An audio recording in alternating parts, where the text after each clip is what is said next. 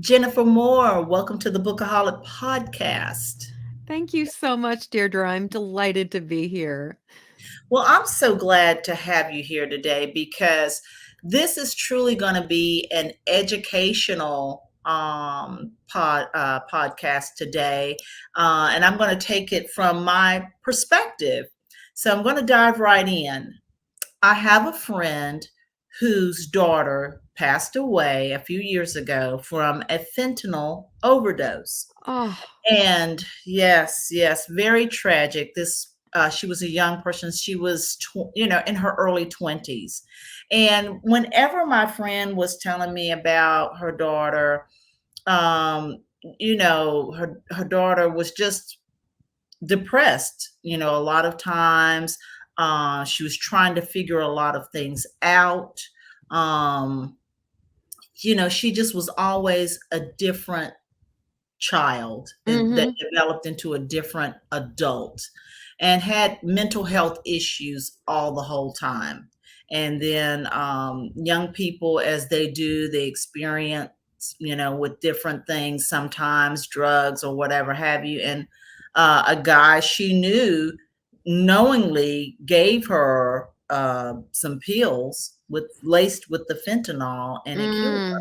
Mm, mm. So, as my friend was always relaying the events of her daughter, she would say she's an empath. She's an Yeah. empath, and so am I. And and at the time she was first saying empath, I didn't know what she was talking about. I did not know what she meant at all. Eventually, I was like, well, is, I guess, related to empathy or empathetic, but then it kind of sort of wasn't. And Right. she would carry on and on. And fast forward, I think once we went through the pandemic, we all became aware of self care and all of these things. And along with the self-care revolution, if you will, we these words kept coming out. Empath, people openly speaking about their depression, Yes. narcissism. That was Yes. another one that came out. And you kind of knew those words, but you didn't really until people started speaking their truth through the pandemic. And now that we're quote unquote kind of on the other side of the pandemic, I'm glad that awareness is still lasting. And so I hope today's podcast will be part of that still lasting and need to know information about empaths. Now, so before we dive into the definitions and all of these things of empathy, empath, excuse me, how are you an expert, Jennifer, on this subject? How am I an expert on this subject? I am an expert on this subject through both personal and professional experience.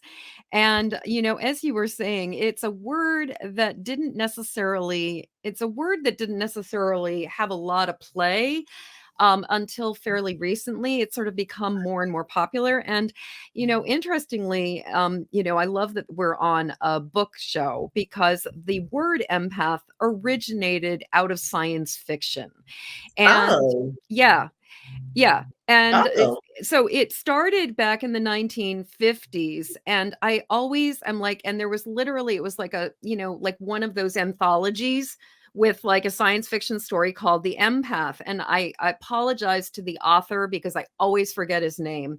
mhm. But it was about the idea of these people who had these supernatural abilities to both sense what other people were thinking and feeling and things like that. But in the case of this story, they also had this like psyops ability to actually impact and influence other people's thoughts and feelings and energy Oh, and to manipulate them into doing things. And oh, yeah. if somebody is into science fiction and stuff like that, there's sort of like some of the behaviors of some of the people in oh good lord, Babylon 5.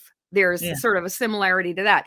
But Then in the 1960s, Star Trek came along and the episode called The Empath came out, where Oh. basically the way that our culture perceives empaths was defined. And Ah. the story goes, as always, Kirk, McCoy, and Spock and some guys in red shirts who you know are going to die end up down on a planet, Mhm. and the bad aliens take them hostage. And basically, they're experimenting with sort of like human empathy or and sympathy and all kinds of stuff. So these aliens Mhm. keep on attacking Kirk, McCoy, and Spock. But there's this other being there whose name just ironically happened to be Jem, Jem, and those are my initials. And she was Oh. an empath. And so she would see they would be in pain. She would go over to one of them when they were in pain. She would lay her hands on them and she would get these like, she'd start to cry and just look really miserable because she was a mute. And then as she was taking the pain from them, the bruises in this really bad, like stop motion photography would go from like Kirk or McCoy's face over to hers. And Yes. then, and so she would eventually look like completely bedraggled and beaten up. And then she'd crumble in a heap. And Ah. and then what would happen was she would sort of come back, she'd sort of pass out for a while, recover, and then, start all over again. Mhm, mhm. Then we had again, we had Deanna Troy in Deep Space, in the Star Trek Next Generation, which was Okay. another example of an empath. So this was where the words come from. And then Mm. this is where the words come from. And what the empaths that started in Star Trek represent, and what people generally, I think, assume or think of when we're talking about an empath, is that an Mhm. empath is a being, a person, because animals can also be empaths, but is a Oh. being who has the ability to pick up the thoughts, the feeling, or not just the ability, but is extra sensitive to picking up the Mhm. thoughts, the feelings, the sensations, the energy from the world around them. But Mm. unlike somebody who is just sensitive, or who is just maybe like has extrasensory perception, like they're psychic, or maybe they're very intuitive or a medium, empaths process information as if it's their own. And Ah. the challenge with this is that often when an empath is picking up a lot of intensity that is going on in the world around them, the Mhm. world doesn't validate that. And so they Mhm. might be in a family where there's a lot of crazy things going on. They pick that up. And then instead of the other person being like, you're right, I'm really angry, or I'm really sad, or I'm really scared, very Mhm. frequently what has happened for empaths is they're told, oh, that's not real. You're making this up. You're being too sensitive. You're overreacting. You're taking it too personally. And in the years that I've worked with empathic people, that I've been dealing with this, my and I also have a podcast called the Empathic Mastery Show. So I've interviewed a lot Right. of empaths. The thing is that I've met one person out of the thousands of empaths that I've spoken to and connected to over the years Mhm. who was not told as a small child or as even, through most of their life, that they were overreacting and being too sensitive. Ah. So, and to give an example of sort of the difference between like somebody who has extrasensory perception and somebody who is, has the extrasensory perception but filters it as an empath, is that Mhm. if somebody was just sensitive, they could come into a space where maybe an argument or a stressful situation happened, and they Okay. go like, wow, this room feels so weird. It feels like there's so much anger here. There's so much fear. There's so much sadness. I wonder what just happened. Right. The empath walks into the room and goes, why do I suddenly feel so sad? Why do I suddenly feel so angry? Why do I suddenly feel so scared? And then 9 Mm. times out of 10 they go, what's wrong with me? And Oh. so to go back to the story of your friend's daughter, she Mhm. was probably from a very, very early age picking up all of the unspoken, unaddressed thoughts, feelings, and emotions that were swirling around the world and around her. And then, unfortunately, probably a large portion of the time was being told that it was either all in her head and that she was just making it up, that she was being too sensitive and overreacting, or that it was really just her problem. And the Right. thing about this is that when, I'm a big believer in personal responsibility and recognizing what's ours and what we need to address and deal with. But the problem with trying to fix something that's not yours is that you're never gonna be able to fix it. And so if your friend's daughter was constantly thinking that her depression and her sadness and her anxiety and all of the other stuff that was coming up was just hers alone, and she was trying to address it as if it was just hers alone, but what Mhm. was also going on is that she was absorbing all the negativity, all the toxicity, all of the stuff that people were not dealing with themselves. Mhm. She would be feeling that, but not necessarily have the same capacity to sort of deal with it because Right. it's not hers. And so the strategy is really different from if we're dealing with our own stuff, then we need to like do the work to sort of neutralize the intensity of it, address the old memories, find a way to let it go. And I'm Mhm. actually a master trainer for EFT International, which stands for Emotional Freedom Techniques, which is a Yes. technique that I personally love for Okay. addressing these issues. Mhm. Um, if you don't, but that's for the personal stuff. When it comes to somebody else's stuff, the best thing we can possibly do is recognize what's ours, what's not ours, and then Mhm. actually send back, like let go of the stuff that's not ours. Like Right. I send this back to wherever it belongs. Like this is not my monkey, not my circus. And Right. so for her, it is just so, and it is so common for those of us who are really, really sensitive to seek relief. And so Mhm. it's completely understandable that, that if somebody gave her a pill that made her feel better, why wouldn't she take it? If it gave her, if Right. it drowned out. If you ever watched actually another example of an empath, and this is kind of an extreme version of an empath, but there was the series True Blood and Sookie Stackhouse. And she Right. was, she would go, and at the beginning of the series, like Sookie could not tolerate or handle, like she heard everybody's thoughts. She was picking up Hmm. on what was going on around everybody. And it can be so stressful to Right. be receiving and taking in all that information all the time. Right. Right. Yeah.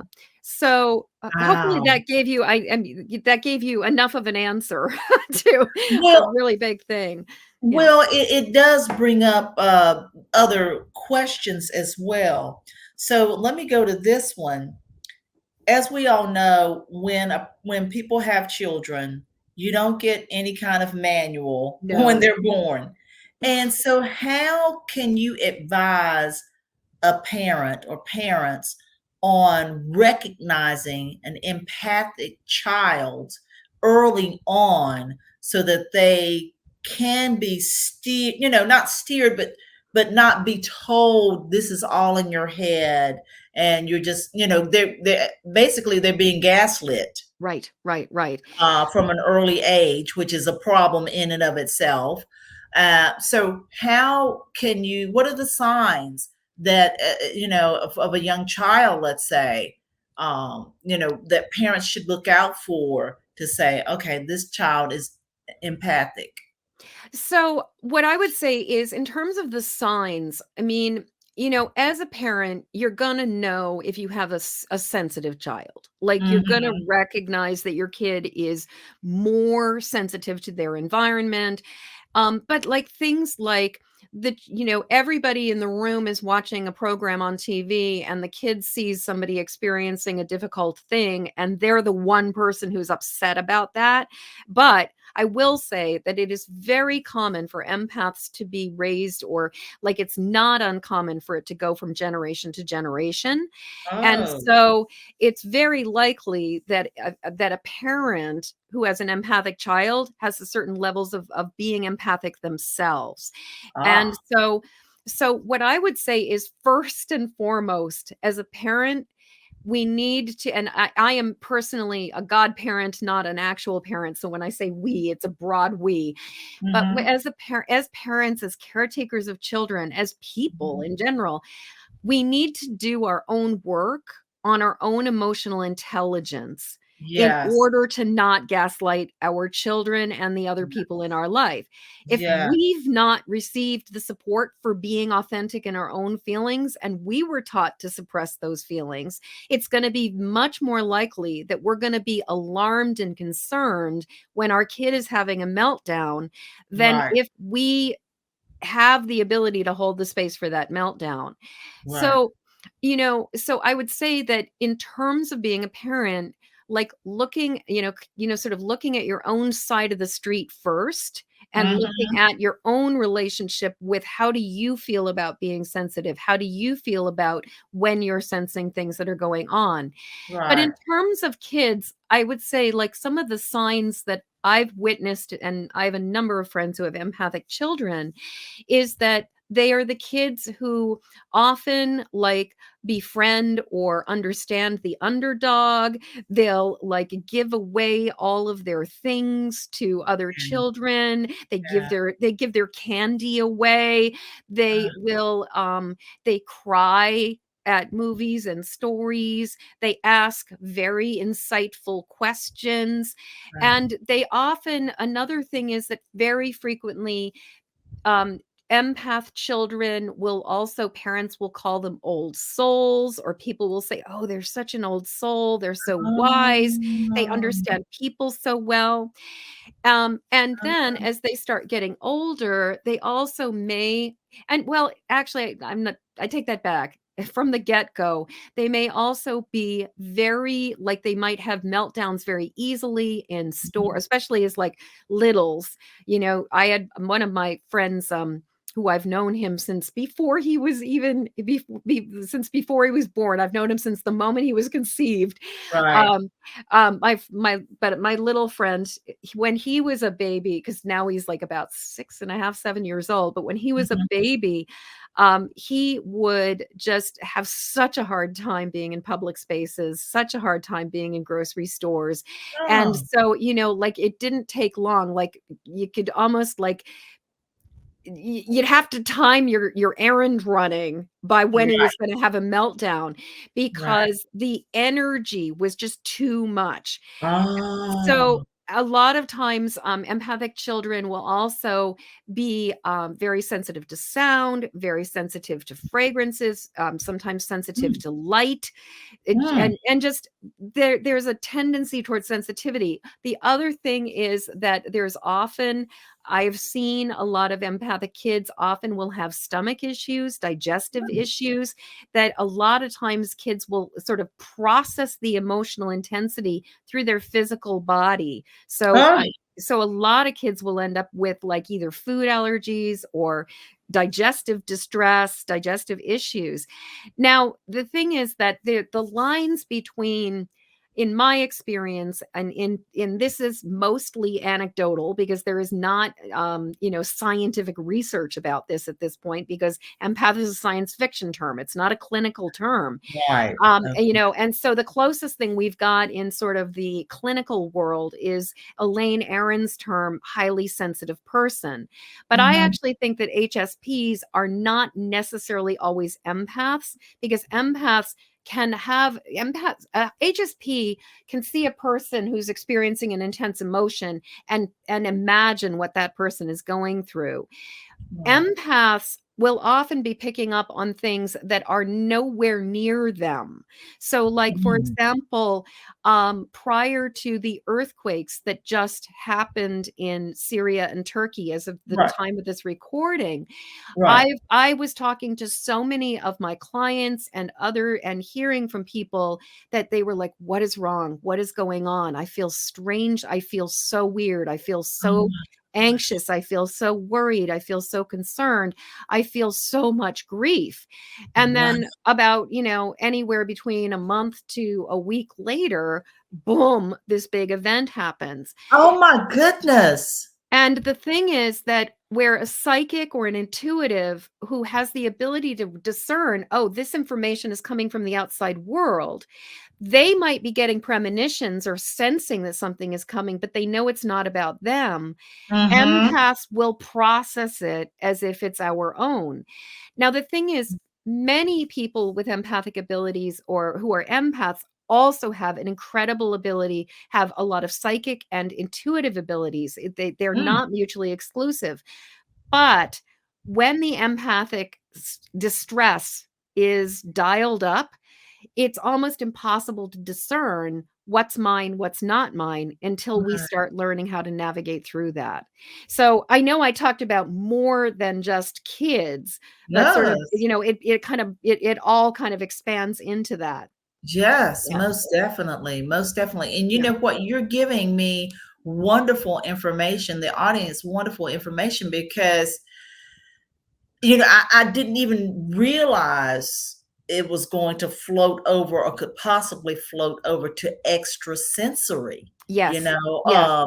so this is information that we all need, and let's go back to that child in the grocery store that where the parent you all had to really strategically run your errands before the child had a meltdown. Yeah. So we've all seen the child in a public space, the mall, a boutique, a grocery store, and they're having a temper tantrum. Right.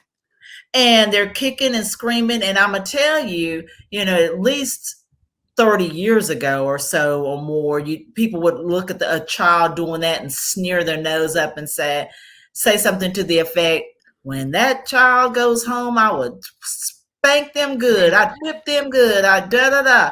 And I'm thinking now, the kids that I've seen do that, and oh wait, and you assume that they're bad. So people Right. will say that bad kid. Or And that bad parent, why can't they control their child?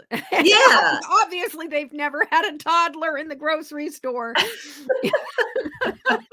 but I just wonder how many of those kids were empaths Right, and right. and the light was bothering them, or the vibe of the whole atmosphere of the grocery store was bothering them, because sometimes you can go in the grocery store at an off time and everything's cool, but sometimes if there's lots of people in there and there's strangers, and like you said, they got on, there's perfumes and colognes on the people, there's people putting stuff on shelves. I mean, I'm It just thinking now of all the triggering episodes that a grocery store could bring to a child who is an empath. absolutely. Well, and the thing is, grocery stores and like malls and other, places where there's just a lot of stimulation are Mhm, so overstimulating for little children. And mhm. the thing is that I think with kids, I believe that most kids are born with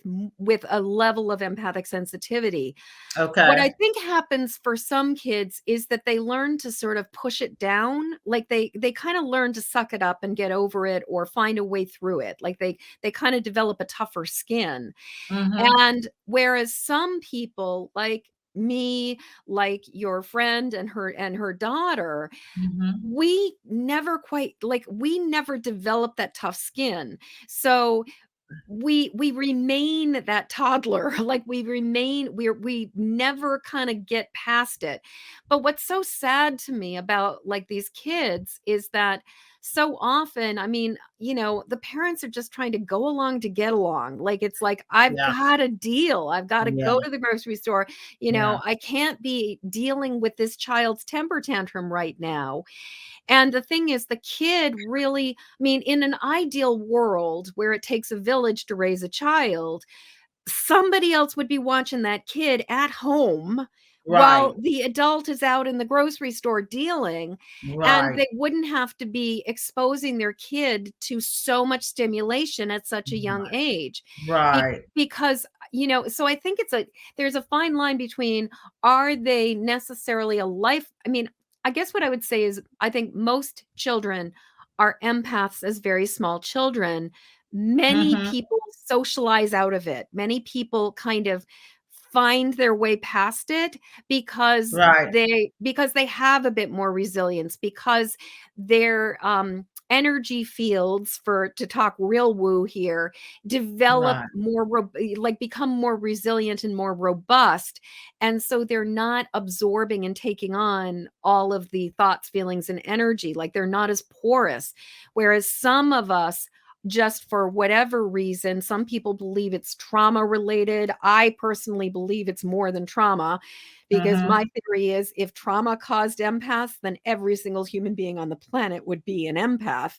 Right. Um, you know, but there are some of us who just are more vulnerable and more susceptible and more sort of like porous to, like, as if our filters and shields are just much thinner than the Right. average bear. Yeah. Right, right, Yeah. right. Got you 100%.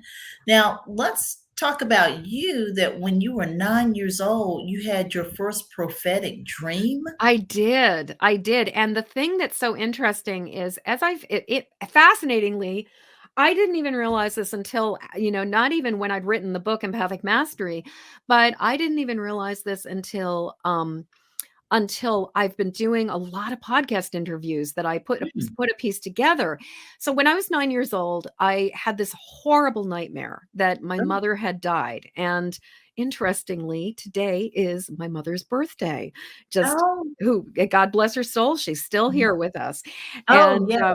yeah, she's 88 today. So Oh, happy birthday, good. Happy Shirley. birthday to Yeah. your mom. And so, but so I had this horrible dream that my mom had died. She had fallen over Mm. a banister in on a Oh, staircase and died. And so the next day, I was the worst day of my 9-year-old life. I was just beside myself. I was just bereft. I was just miserable. I was so anxious. I was so sad. I was just so upset. And at the mhm. end of the day, at dinner, my mom let us know that my very first best friend's mother had died of breast cancer that night, the night before. Oh, no. And the thing was that this was a friend who I met her when I was 3. We'd been best buddies for a couple years. Mhm. Although I was actually, it was a triangle. There was another girl involved as well, but I adored this girl. I just adored her. And Right. then they moved out of state. They moved a couple states away, and, Mhm. we're talking like the mid '60s here. Okay. And so this was, we were children. It wasn't like we became pen pals and, like, phone calls would have been prohibitive. So we just Right. completely lost touch with each other for a couple years. And all of a Yeah. sudden I have this vivid dream about my mom dying. I knew that it was about her. I just knew that there was a correlation between my dream and what had just happened to my friend's mother. Right. 'Cause What I mother was the mother central. but what I put together only recently was that, because I am an empath and not just a psychic, instead of having a vivid dream where I imagined I was sort of hovering over or seeing my friend and her mother and witnessing her mother dying, Right. I processed it through my own mental and emotional filters, and I Yes. processed it as if it was my grief and if it was my mother and it was my experience. And I don't know, I'm just so grateful to whatever divine source, like, gave me that clue, like, dropped that crumb and Mhm. helped me to Mhm. put those 2 pieces together at that age, because Right. it would have been so easy to have just dismissed it as just random, or just to, like, any number of things. So for me to have been able to recognize that even though I was dreaming about my mom, it was not about me, was, I mean, it's been in many ways that really has been a lifesaver, because it allowed me to recognize multiple times in my life when I get information and it comes through as if it's mine, but I know it's not. And Right. there was a period of time for a number of years, even into my, like, mid 30s, Mhm. where I would, if I dreamed one of my parents died, somebody would die. Like, Oh my god. it would happen. And then it just sort of, uh I don't know. It's almost like the more work I did with recognizing what's mine and what's not mine, Right. the more the information comes through, um, more straightforward. And so I haven't had a dream like that in probably like 20 years. Oh, But wow. it's or more, like 20, 25 years, but there was a period from the time I was 9 until I was in my mid-30s where if somebody important in my world was gonna die, I either dreamed that my mom or my dad died, depending on the gender of the person who was dying. Wow. And I mean, it didn't happen all the time, but it Right. happened enough that it was like, oh, this is my brain's way or my system's way of processing this information. And like I Wow. said, what I only recently came to understand was that the fact that I was processing it through my own filter is very much about what it means to be an empath. One thing I definitely want to say as we're talking is that because the word empath is a science fiction term and because it is sort of more a word in the pop culture, Mhm. your mileage may vary. Your experience with how the word is defined may vary.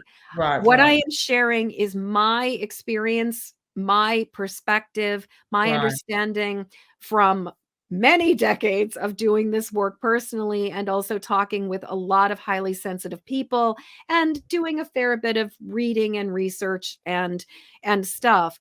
But this is a very fluid term. It is not like you can open up the DSM-5 and find and look up the word empath and find the definition. It is not a clinical term. And as a result, this is a word that has a very broad spectrum. And so I Mhm. think one thing that can be very important when you're talking to people is to get curious and even to ask clarifying questions like, so what does that word mean to you? Because a lot of people, I mean, like the joke we have is a couple of friends and I have is empath is the new black. Like Mhm. it has become so trendy to be an Mhm. empath now.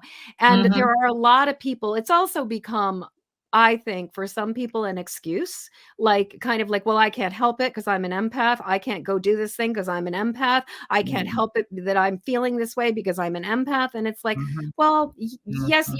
you could choose not to go to the thing because you just don't like being in crowds. And that's Right. okay to say, I don't want to do it. Like my husband knows that at this point in time, like I'm kind of tapped out on most musical concerts. Um, Mhm. unless it's something I really, really, really want to see. Right. I'm not a big fan of like going and just being in crowds with loud noise. But that's not Right. because I'm an empath. That's just because I don't really like it.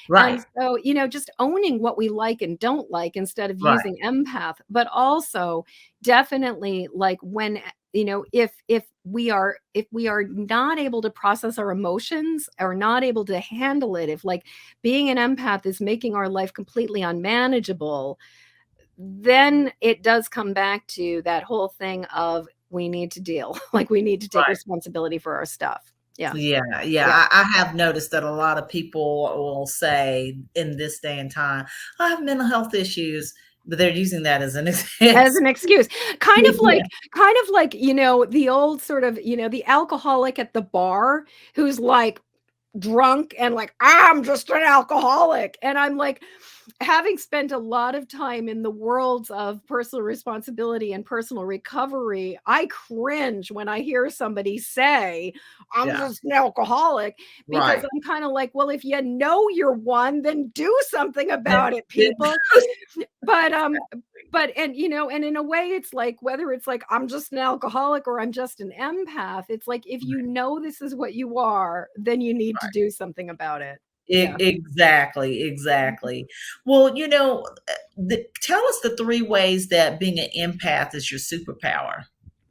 So first off, I would say that being an empath is a superpower because when an empath is able to calm their nervous system and be in a place of grounded perspective so that Mhm, the empath is able to be responding instead of reacting, mhm, we have a capacity to read the room and to understand what is going on with people and to like pick up on the subtle cues and the things that other people might not be noticing. And so to recognize what is safe, what is not safe, what is a good fit or a good connection or not a good fit, as Mhm. well as to make really good connections with people, to establish rapport very easily, very quickly, and to be able to behold people and see people in a way that allows them to feel really witnessed and seen and heard. It's Mhm. also a superpower in that as we have these abilities to tune into things, we also have almost like an automatic diagnostic system that Mhm. works in real time to sense when shifts are happening. So that means that empaths are spectacular as leaders, as healers, as like therapists, as Excuse me. no problem. As people in any kind of like service or consulting profession. Also, I one of the people I interviewed a while ago was in the ad agency. This amazing author, which if you have not interviewed this woman, can I share a name with you? Yeah, Yes, this woman, please. it's Linda Polio. Linda Polio, really Oh, I amazing know author. Linda Polio. Yes, yes. I've interviewed her. Yes. So Linda, so She's I have also, fantastic. isn't she amazing? Linda is She's so like is amazing. such a bright light. So Linda and I were talking about the fact that as an empath, Linda had the ability. She didn't even have any experience in marketing when she first got into it. And she became like a marketing exec next, like almost immediately. But it was because as an empath, she had the ability to read and sense and adjust things really, really rapidly. Yes. So the thing with Linda is that as an empath, she had the ability to, or has the ability, but she's not working in advertising anymore, Right, but that right, she had the ability to pick up on what was going on with the situation and in real time make adjustments.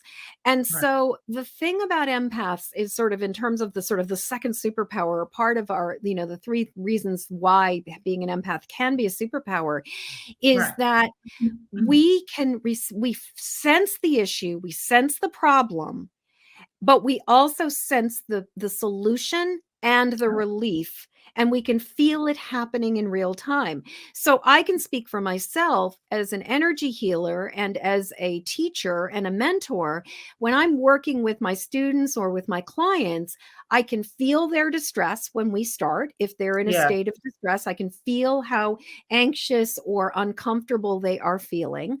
right. And then I can feel as the energy starts to shift. I can feel as their nervous system starts to calm down. Mm. And I can feel when they get to a place where they're good.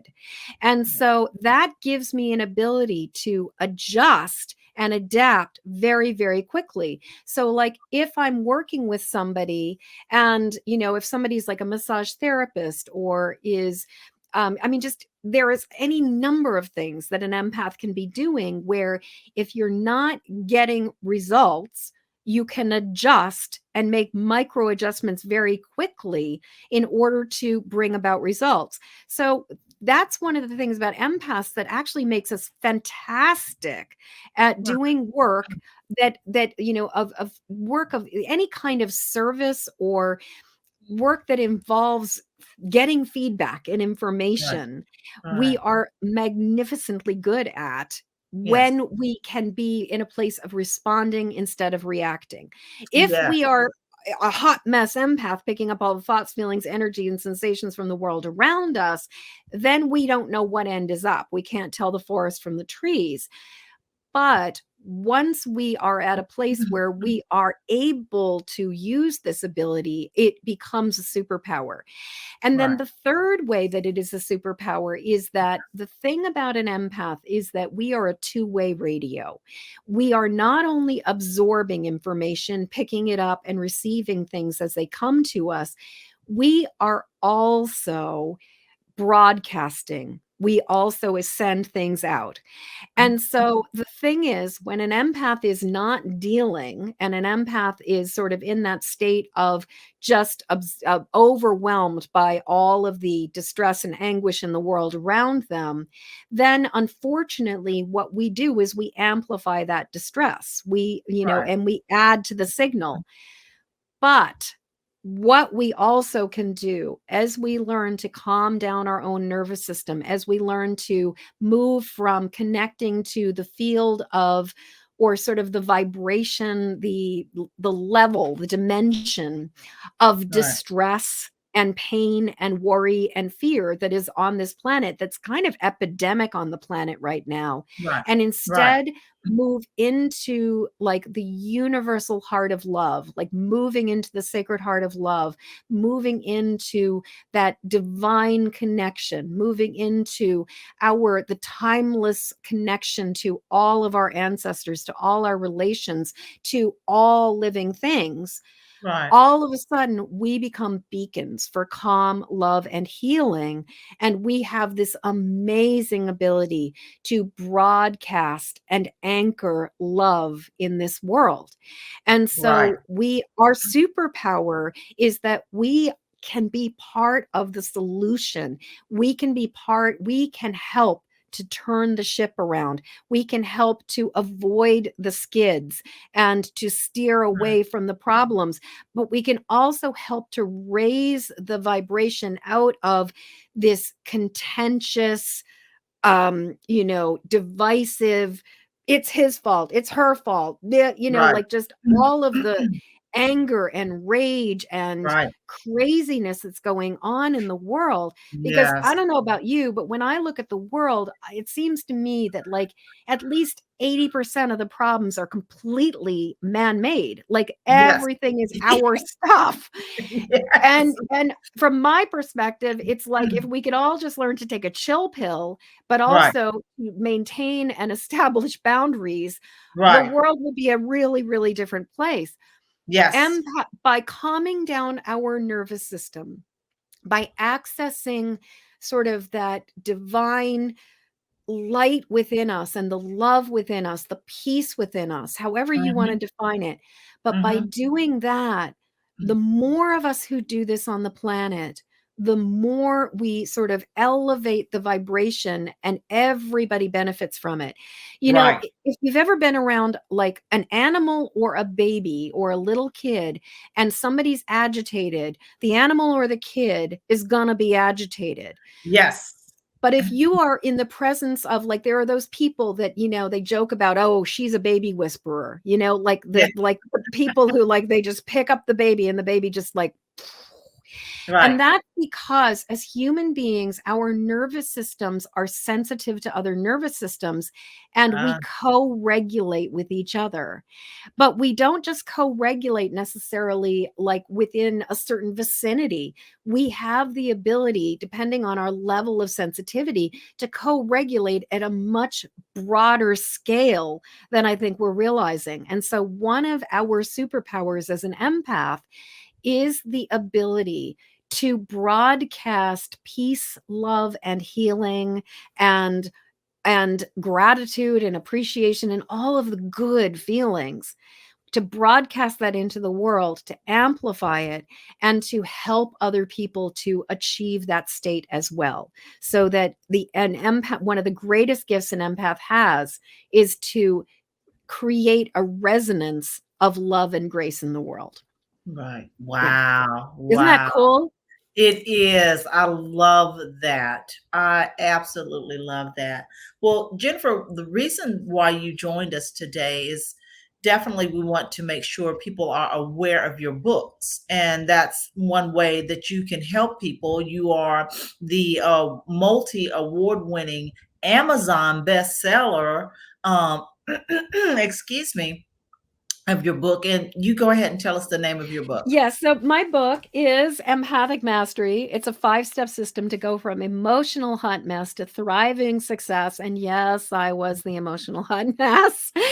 And Wow. the thing about this book is that it is broken down into 2 parts. Okay. The first part of the book is all about what is an empath, Why are we this way? What does it mean to be this way? What is the impact of it? How does this affect us? What is the ramifications of it? Yes. And then the second part of, and there's, I go into some science stuff. I go into some just really interesting things like mirror neurons. Like Right. there's like neuroscience is starting to like find information that's validating what some of Mhm. us have been picking up on and knowing is true for us for many Right. years. And then the second half of the book is the how do you deal with it? And Yeah. that is the 5-step system for dealing with being an empath. And the 5 steps are basically recognize, release, protect, connect, and act. Oh. And a lot of times, people immediately when they're feeling stressed out, or and even with empathic children, they'll say, just put a bubble of light up around it. Just imagine that you're in a ball of light. The Mhm. problem with this is that if we have already absorbed a lot of emotional intensity and we're carrying around a lot of negativity, Right. putting a bubble of light up around it is kind of like putting gasoline into a pressure cooker. It's Yeah. like you're not going to feel better Right. if you are already carrying stuff. So Right. before we can build up really strong filters and shields, we must release the stuff that is not serving us. So the Right. first step of empathic mastery is recognize what's mine, what's not mine. And what I've Right. discovered is we first have to recognize we're empaths. Like, because if you don't know what you are, then you're going to think problems that are not yours, ours, like probably what your friend's daughter was going through. Yes. And so recognize has multiple aspects or steps to it. And that's, so it's, I go into a lot of detail about the aspects of how do we recognize what is ours, what is not ours. Mhm. Then release is all about letting go of the stuff that is not serving us. And that can be letting go of our own emotional triggers, our own fears, our own worries, our own limiting beliefs and stuff, Right. as well as letting go of the things that are not ours. And, Right. one of my personal favorite sayings is the old Polish proverb, not my circus, not my monkeys. Yeah. And just, or another variation that I love is your poor planning does not constitute my emergency. I Oh, just, yeah. yeah, just knowing it's not my responsibility. So Right. releasing the responsibilities and the burdens that are not ours to carry. Yes. Then we start building up the Yes. filters and shields and creating protection. And protection is both energetic, it's about, not being as porous and vulnerable, but it's also about strategy. It's also about Right. things like not answering a text message from your crazy sister at like 11:30 at night. It's Right. about, not putting ourselves in situations where we are agreeing to do things that we do not want to do or that are harmful for us. So Right. it's not just about energetic and sort of spiritual boundaries, it's also about strategic and emotional and practical boundaries of like, Right. this works for me, this does not work for me. Correct. Yeah. Correct. And Wow. then and I will say something. I had this amazing conversation with this really, really remarkable woman who is all about conflict resolution, whose name is Kathleen Awigon. And Kathleen and I were talking about boundaries the other day, and we were talking about how the bottom line is boundaries are not about what you expect another person to do.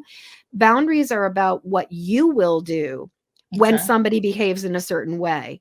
And so boundaries are not that you will not treat me this way. Boundaries Right. are, if you treat me this way, I am going to leave. If you treat me this way, I am going to send you home. If you Right. treat me this way, I am going to hang up the phone. Like, and that's the thing with boundaries in terms of really becoming empowered to say, these are my boundaries, this and Right. these are the consequences if like these are the consequences. So you can Right. respect them or not, but Right. I'm not going to tolerate it. So Exactly. that's the third step, is about having the boundaries, about having the and having that energetic protection. Right.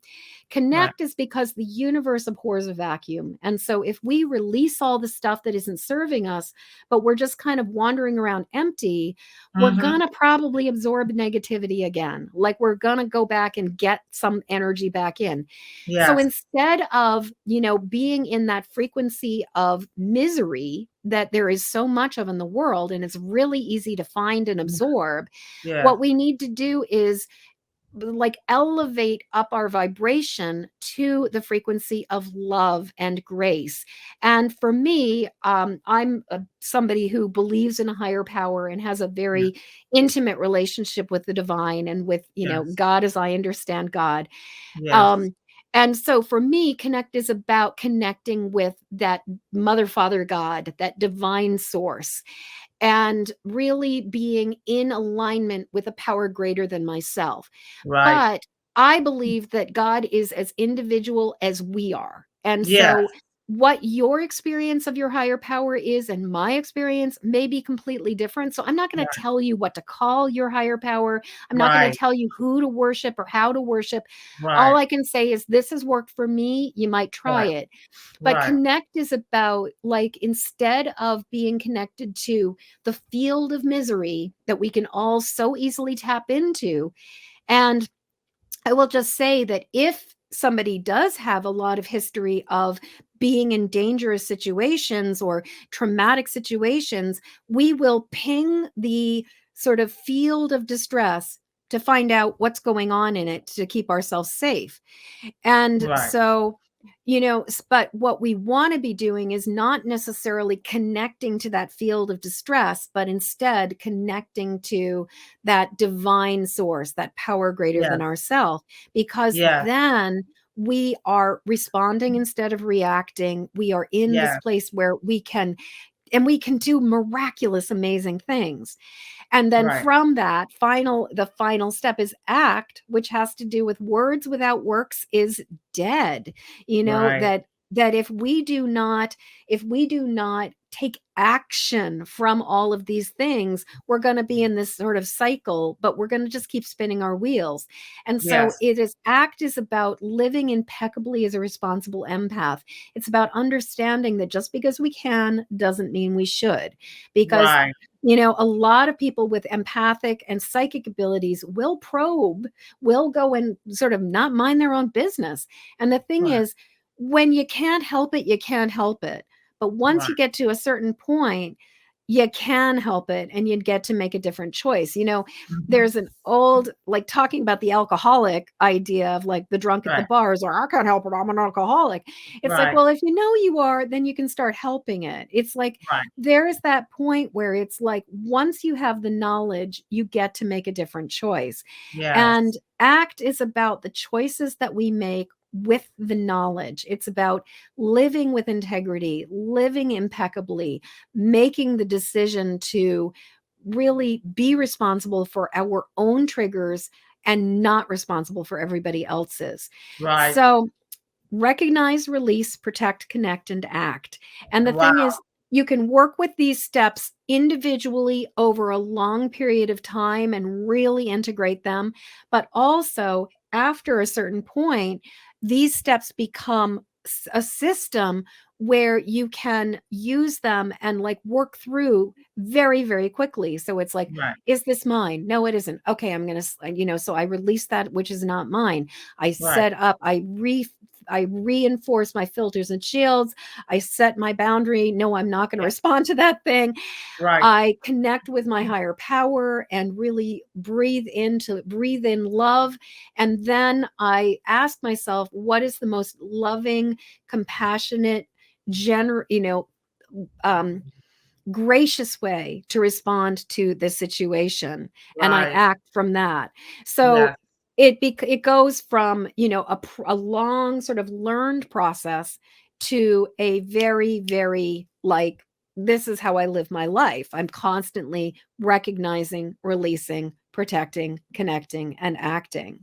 Oh, I Yeah. love that. I love that Yeah. so much, and I feel like, and I don't wanna oversimplify anything, But I feel like kind of if my friend and her daughter may have had that plan, maybe things might have turned out a lot differently. I dedicated my book to two people. Mm. I dedicated my book to two people. One person, God bless her, she is this amazing. She just had her beautiful, beautiful baby boy, and Oh. she is living this exquisite life. But there was a moment where she was so sensitive, the world just became too hard for her, and Mm. she was right on the verge of stepping off. She was right on the verge of saying, "I've had enough. I'm done." And she called, but fortunately she reached out, she picked up the phone, she reached out, she called a family member, and she found, and she passed the open windows, to quote John Irving from Hotel New Hampshire, you Mhm. know. But Mhm. another person I know, I met her, she was a client of mine many years ago, and she was so, so, so sensitive.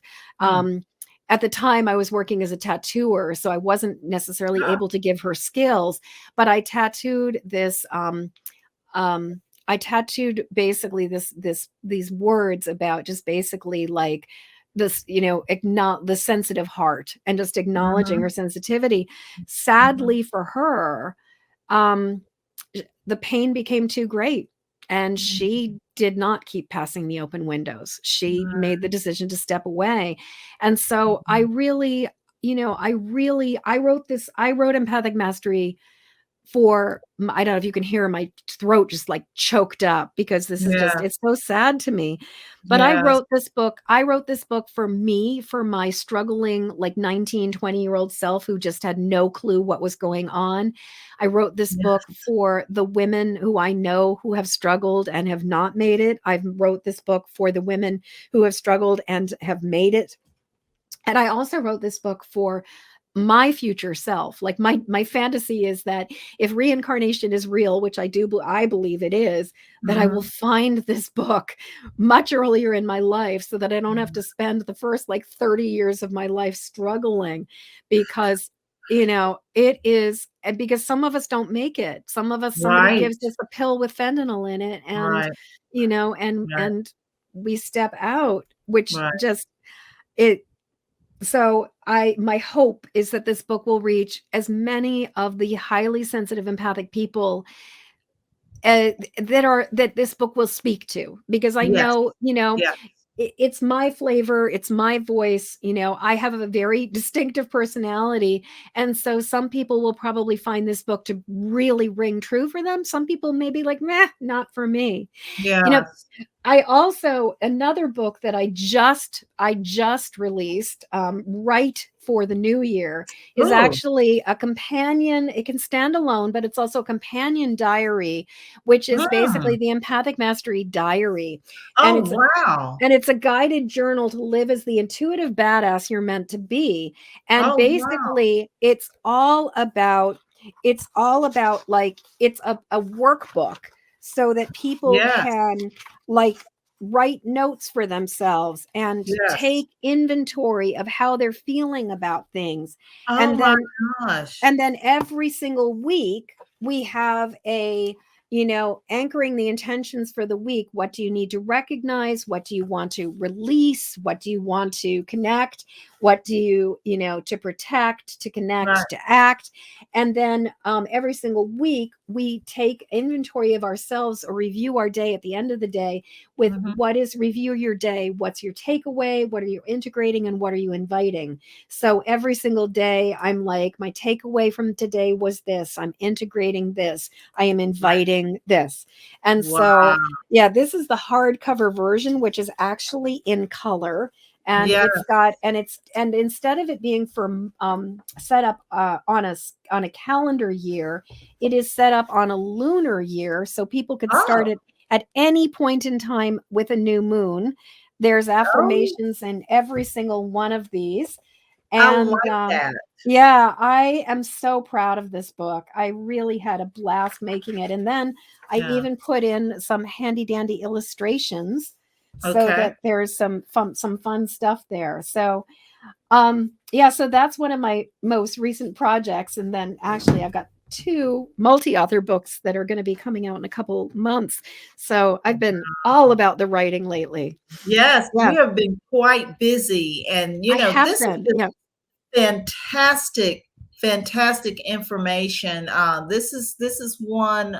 All of my podcast interviews have been wonderful and enlightening, but I will say this is probably in the top five of Aw. being enlightening about a subject. It really is brilliant, and I think a lot of people will be able to get a lot out of this.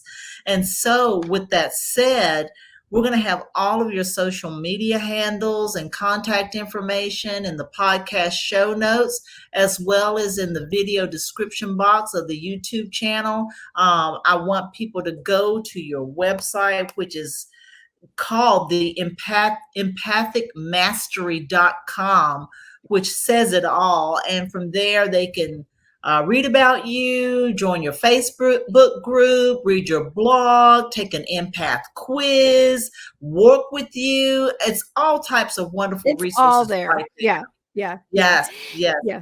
Well, Jennifer Moore, thank you so much for joining me today. It's been wonderful. Oh, Deirdre, thank you so much for having me. This conversation has been it has been soul food. Yes, It's been so yes, nourishing and so good.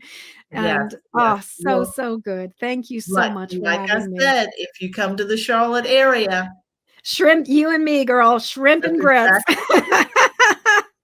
Yeah. Thank you so much, Jennifer. Thank you.